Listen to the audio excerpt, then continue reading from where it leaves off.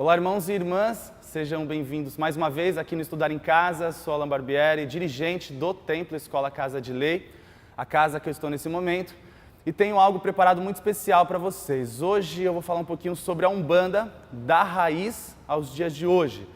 E para abordar esse assunto, marquei um café, vamos fazer um bate-papo aqui com o meu irmão, Nicolas Peripoli. Nicolas, chega para cá, meu irmão. Como você está? Beleza? Maravilha, você. Seja bem-vindo, viu? Obrigado, viu? Vamos lá, tá pronto? Vamos lá, cara. Maravilhoso aqui.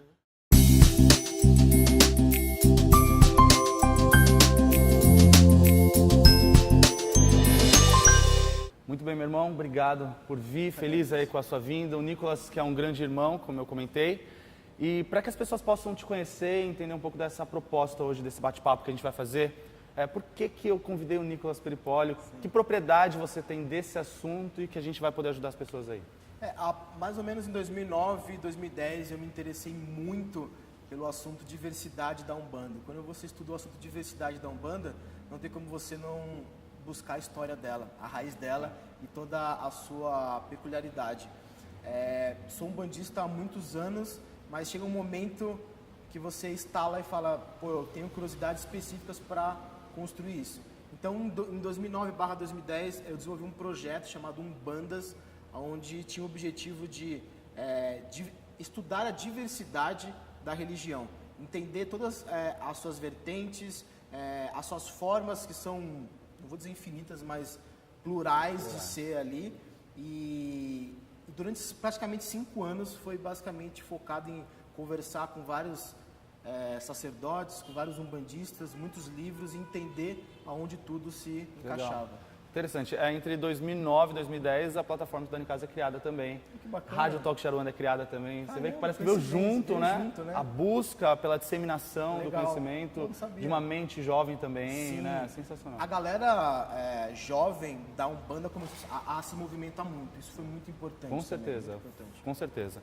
Muito bem, bom, proposta hoje é a gente conversar sobre a Umbanda da raiz aos dias de hoje. Aí, de repente, uma linha do tempo, poder conversar não sobre só a história, aquilo que já está na internet, que você talvez já saiba, mas das curiosidades e da essência da religião, né? Quais são as diferenças que existem entre uma coisa e outra e trazer para as pessoas um pouco de esclarecimento mais concreto. Sim. Porque a gente sabe que hoje a gente tem aqui dirigentes, a gente tem médiums, praticantes e temos curiosos, pessoas também que estão aqui, de repente, se descobrindo umbandistas. Então, são informações que vão te fazer entender mais sobre a própria religião e se apaixonar mais ainda por isso. Porque quando a gente volta no tempo e olha de onde ela veio, né, e tudo que aconteceu lá atrás, é fascinante. Sim.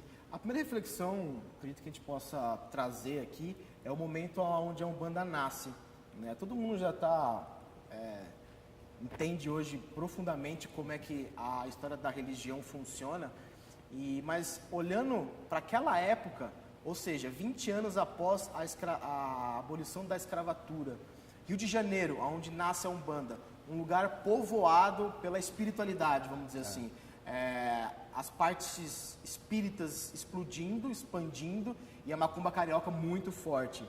Então você olha esse cenário caótico daquela época, e aí você fala, naquele cenário caótico nasce a Umbanda, do menino de 17 anos de idade. Dentro desse cenário, a gente tinha as macumbas cariocas, que eram perseguidas pela polícia, e você via o lado espírita. Então, dentro desse cenário, você vê Zélio, um menino de família católica, um menino onde a maioria da família, você tinha padres, você tinha pessoas do exército, e ele se encontrava com uma missão. Em um dia, ele incorpora um espírito que fala, a partir de agora, eu vou trazer uma nova realidade, uma nova forma de se trabalhar a espiritualidade. Pensa o que é na cabeça do menino de 17 anos de idade, receber uma informação e receber, porque naquela época ele não tinha controle, era uma coisa muito bruta, muito visceral ali. E ele tinha que começar um trabalho no dia seguinte. Imagina o que é para a família e para ele, no dia seguinte, começar um trabalho. Para quem não sabe, Zélio incorpora o caboclo das 7 encruzilhadas no dia 15 de novembro de 1908, dentro de um centro espírita. Exato. Né? E diz que a partir do dia seguinte haveria o primeiro ritual de Umbanda e assim, né, de alguma maneira, essa religião que nós estamos aqui. Então, um choque de realidade, com certeza. Choque de realidade. E se você for pegar nesse contexto histórico ainda, aonde a Umbanda nasceu, ainda tem uma informação por detrás que a gente não fala muito. nasceu na Federação Espírita, num centro espírita. Lembra daquela ideia que a gente tinha uma vertente muito grande dentro do espiritismo? A casa onde a Umbanda nasce é a casa chamada Santo Agostinho, nome de um santo. Como o nome de um santo dentro de um centro espírita? É essa diversidade. Com certeza. E a gente tem registros históricos que provam isso, que a casa onde o Zélio, o caboclo, se manifestou e anunciou aquele novo ritual que ainda não tinha nome, era na casa de Santo Agostinho. Que lindo isso. É muito forte, né? Essa mensagem. Que não tinha nome, mas que momento que vem esse nome? Por curiosidade. O nome a gente não tem registro. Não tem registro, mas que não vem como Umbanda, né? Não vem como Umbanda. Esse nome o caboclo trouxe como Alabanda. Então, que vem dentro de um contexto totalmente diferente. E a palavra Umbanda, ela se torna um acidente, uma corruptela da palavra. A galera não conseguia pronunciar, começou a ficar a Umbanda, daqui a pouco a Umbanda. E aí hoje a gente tem o nome da religião dentro de um acidente, né, linguístico ali que rolou. Legal. E o que foi acontecendo ao longo do caminho, Nicolas? Para a gente abrir esse nosso vídeo, esse nosso bate-papo, porque a gente tem uma série de vídeos para você, que a gente preparou. E curiosidades principais, o que a gente pode discorrer aí nesse meio do caminho? A gente podia falar muito do Zélio, né? A gente olhar a caminhada do Zélio e fazer um comparativo aqui com uma figura muito conhecida, o Chico Xavier. O Chico Xavier hoje, por base do seu livro, ele é extremamente conhecido, da sua literatura e do seu filme que teve sobre a sua biografia. Ele fez um trabalho realmente maravilhoso. Se popularizou muito também, né? E a gente olha a história do Chico e fala, puta, que história bonita, que história maravilhosa, olha que dedicação. A do Zélio foi igual. A do Zélio foi maravilhosa, porque ambos trabalhavam na espiritualidade e tinham um trabalho paralelo. Ambos receberam uma missão de um espírito que era para alavancar uma nova realidade, um novo pensamento. Ambos trabalharam anos na sua espiritualidade, mais de 30, 40 anos exercendo. À frente da sua missão, né? Exato. E eles abriam a sua própria casa para a galera que precisava de ajuda. Tanto o Zélio quanto o Chico, a galera ia lá, ficava uma semana. Tem uma história do Zélio que ele abrigou um mendigo que ficou quase um mês na casa dele por um tratamento espiritual que ele estava precisando. Caramba. Então, é uma vida dedicada a um propósito e uma missão que ambos têm. E a história do Zélio é tão impactante, tão profunda quanto a do Chico. Chico, ele nacionalmente é conhecido, ele transcende o espiritismo, né? Mas o Zélio tem uma história fantástica. E dentro ainda da história do Zélio, você vê o nível de mediunidade que ele tem. Extraordinário. Zélio era um médium. Médium. Você vê, um menino de 17 anos recebe um caboclo, ou seja, a habilidade de incorporação dele, fantástica. Um canal limpo e seguro ali para você. Uma coisa que muita gente não fala é que tinha psicografia na tenda, escrito na Senhora da Piedade. E ele era um médium psicógrafo. Tem relatos que você tem, inclusive tem até uma documentação no site da tenda, de uma psicografia do Allan Kardec lá na tenda.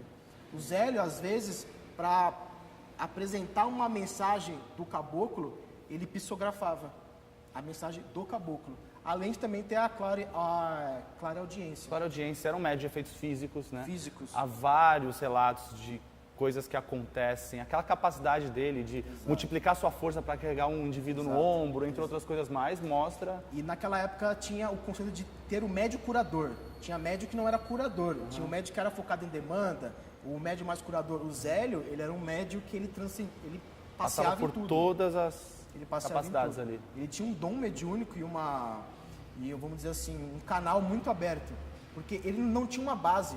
Porque hoje, quando a gente vai trabalhar a nossa mediunidade, a gente tem alguém à frente, a gente tem uma literatura, a gente tem uma base. O Zélio não tinha ninguém. Não tinha referência. Não tinha referência. E a única referência dele, qual que era o caboclo e o espiritismo. Que lindo, cara.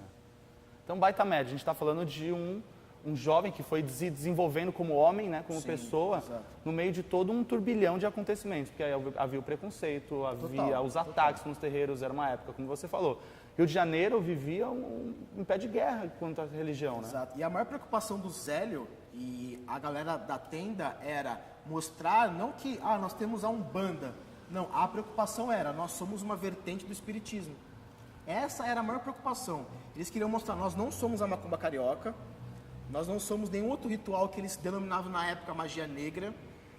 Nós somos uma vertente do espiritismo. E aí começou a surgir os nomes iniciais, né? A gente tem linha branca dos pais de mesa, a gente tem a linha dos espíritos, a gente tem Umbanda branca e demanda. E a gente vai chamar de vertentes. De vertentes.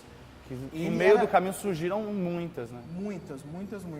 Mas a preocupação deles, também para com a polícia, que batia muito de frente com as macumbas cariocas, era se denominar uma vertente espírita. E o Zélio também se denominava um espírita.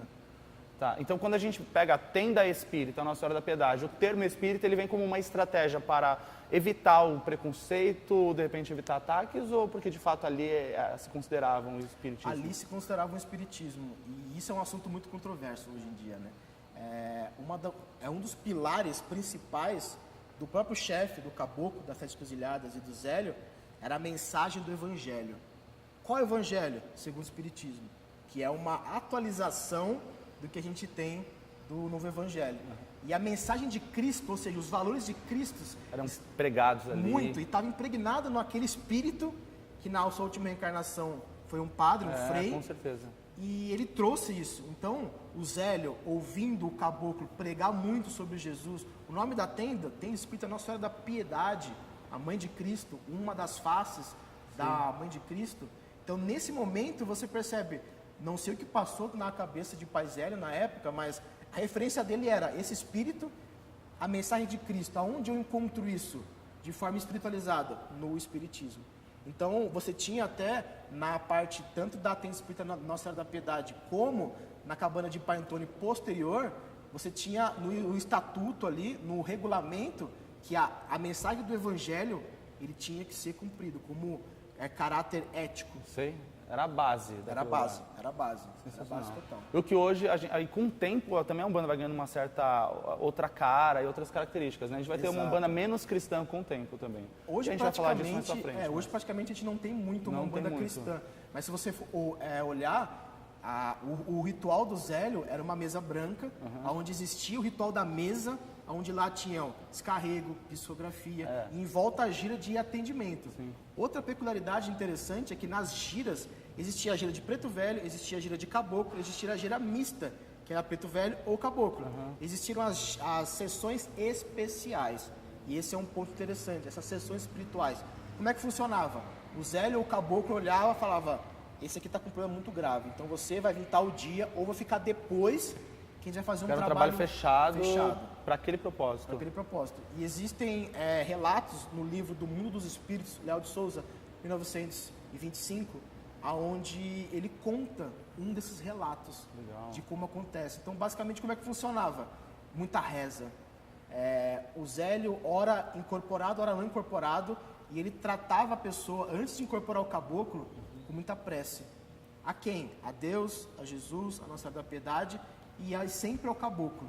E com muitas cantigas, São Jorge, Santo Antônio, muitas cantigas eram ali. Então o ritual era a galera em volta, rezando, cantando, criando-se uma vibração poderosa para que o caboclo, quando ele pudesse se manifestar, ele tivesse um poder de atuação ali fantástico. A gente não está falando de uma complexidade de um ritual, mas de uma fé extrema. Uma fé extrema. Então ali não trazia ervas da África, não trazia coisas que não se encontram em lugar nenhum. Ali era, na verdade, a fé sendo expressada através de oração, através de entrega, de uma forma simples. Esse, inclusive, era o perfil da casa do Zélio. A simplicidade era uma coisa que... E era pregado com muito rigor.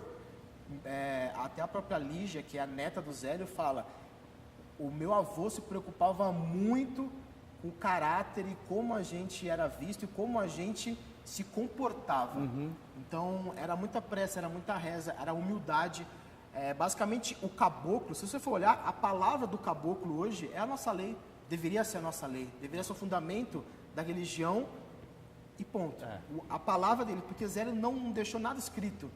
Então, a palavra do caboclo, qual que era a palavra do caboclo? Ele sempre falou: humildade, amor e caridade. A Umbanda é isso, é esse triângulo. Sim. O símbolo da Umbanda, muita fala, qual o símbolo da Umbanda? O triângulo seria o mais popular. Tem gente que usa o triângulo como o herê, o preto velho, o caboclo. No sul, muito isso. Tríplice, exato. Mas ali nasce essa base de caridade, amor e humildade. Esse era o pilar fundamental que tinha na tenda. Sensacional. Nicolas, a gente tem muito para falar. O assunto tem para a gente se aprofundar. A gente vai encerrar esse bloco, vai abrir um próximo e continuar conversando sobre esse e outros temas ainda, com curiosidades, e trazer a Umbanda da Raiz para os dias de hoje, te fazer entender um pouco aí essas nuances dos acontecimentos. Sim, tem muita coisa para contar ainda. É isso aí, vamos lá.